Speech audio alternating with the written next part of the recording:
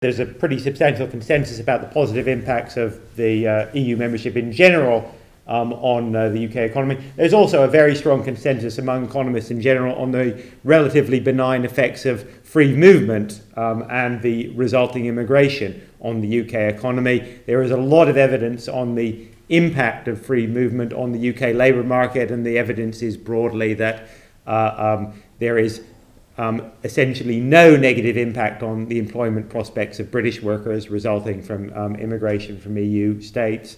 And while there may be some relatively small negative impact on wages for the low paid, that is outweighed by the overall beneficial economic impacts. I might say a bit more about that at the end. I'm not going to say much more about the sort of retrospective of economics about what free movement and immigration in general has done for the UK so far, except to note that there is a pretty strong consensus that it is positive. What I'm going to say is much more practical about what Brexit is likely to mean for the UK immigration system, both in the short and medium term, and what in turn broader impacts that will have on business, on society, and on the UK. And I'm going to talk about three aspects. The first is what happens in the short term. And by the short term, I mean before we actually Brexit. In other words, before anything actually happens to UK law and policy. And what I think is quite likely is actually that we are going to see quite a significant fall in migration to the UK in the short term, for a number of reasons. We'll find out a bit more about this actually just a week from today when we have the next set of immigration statistics from the Office for National Statistics. And I think we might begin to see some signs of a fall, although it's early days yet. Why do I think immigration is going to fall? A bunch of reasons. First of all, the UK economy is going to slow at the same time as European the labour markets of other European member states are picking up. Since economics drives migration, labour markets drive migration to a significant extent, that will have some impact. The pound has fallen very sharply since Brexit by about 15%. That means people who come here comparing their wages with what they could get back home will find the UK considerably less attractive. And then there are, of course, psychological reasons. People coming here, of course, there's been a certain amount of hate crime and racism, but more broadly, people are likely to feel less welcome, less secure here, less likely to want to make their futures here, and that in turn will both reduce migration to the UK, but also may mean that some people who are here already from other European countries may choose to go home. So I think we will get some of the Brexit-induced reductions in migration coming through even before anything actually happens in terms of UK law or policy. And indeed, the Office of Budget Responsibility yesterday recognised that in its forecast, about which I'll say a bit more at the end. So that's the first point. The second point I'd like to make is about the legal position of European Union citizens who are currently resident here. And this really is a very, very big deal. There are about 3 million European Union nationals currently resident in the UK. There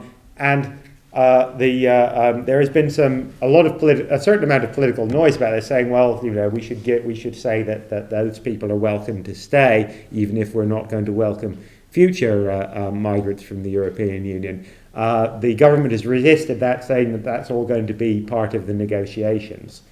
And it will depend on what other European Union states say about our nationals currently resident there. My expectation is that a political deal on this is actually reasonably feasible. It's one of the easier elements of the negotiations, and there will be some sort of broad reciprocal agreement that people here can stay.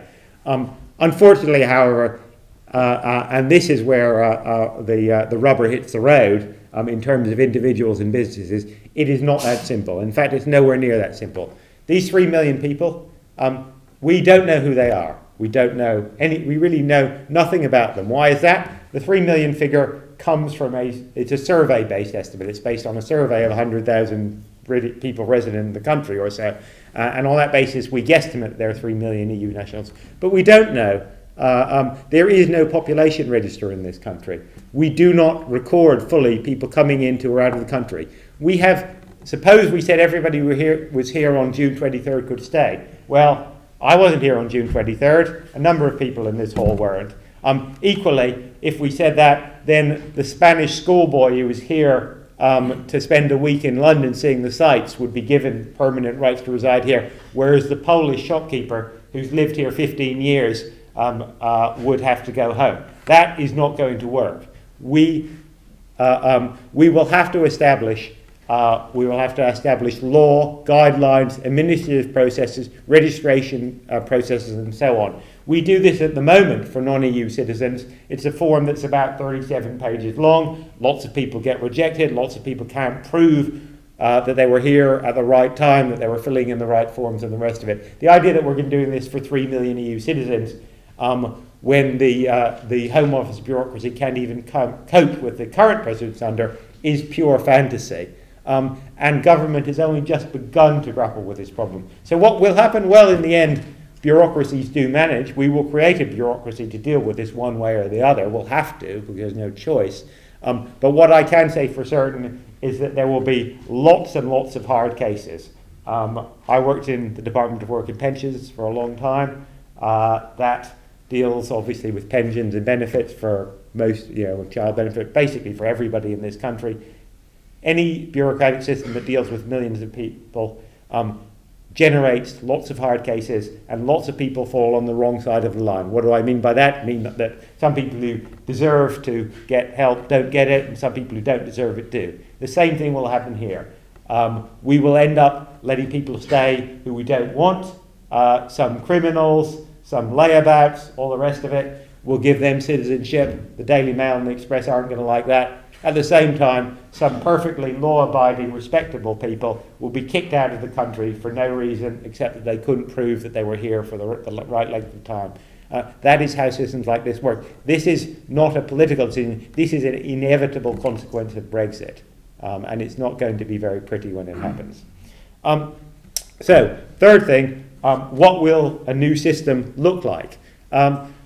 We don't know yet, but I think the Prime Minister said in her Conservative Party conference system that we didn't leave the European Union in order to allow Europe to continue to control our immigration system, and we didn't leave the European Union in order to remain under the jurisdiction of the European Court of Justice. That means, if you take it literally, that there is no prospect of free movement remaining, that we will control the system.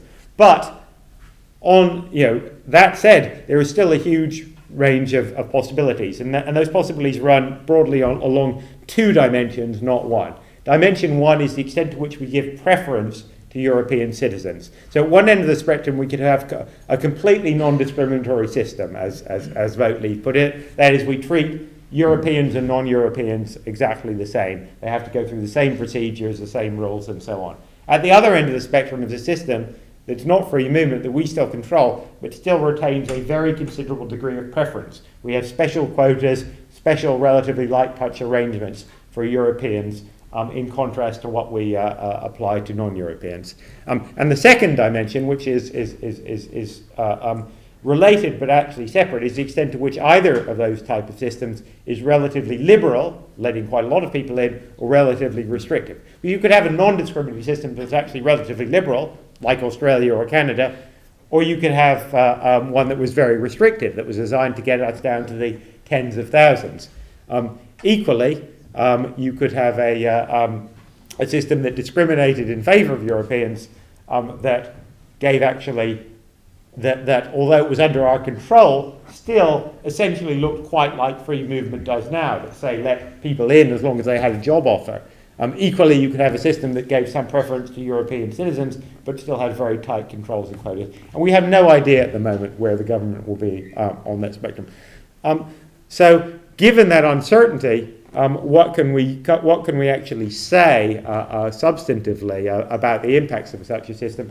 I'd make a couple of points which I think apply in general, whichever way we go. The first is, and this is very important, that ending free movement is not primarily about border control. A lot of people think this is about controlling our borders. It just isn't. That is just wrong. We do not control immigration from Americans or Australians or Canadians at the border. We let them in, with the exception of undesirables, criminals, security risk, which are a tiny, tiny percentage of those people who arrive at the border. They are allowed through passport control routinely. The same will happen to French people and Italians and Poles after Brexit. Free movement will be controlled the same, free movement, meaning free movement of workers, will be controlled the same way it is for Australians and Americans, that is in the workplace. Employers will have to decide whether or not a European has the right to work. And that is going to be incredibly complex for the same reason that I just said about the 3 million, because we won't know. A lot of Europeans will already be here. They'll be given this right to permanent residence. Equally, a lot will still be coming in on new tourist visas.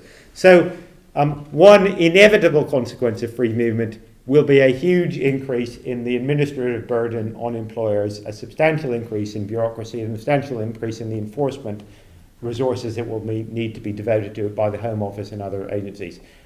Anybody who thinks Brexit is going to lead to a shrinking of the size of the state or regulation is delusional. And again, this is not, as Thomas said, this is not a comment about the pros and cons of Brexit in general. This is just a fact.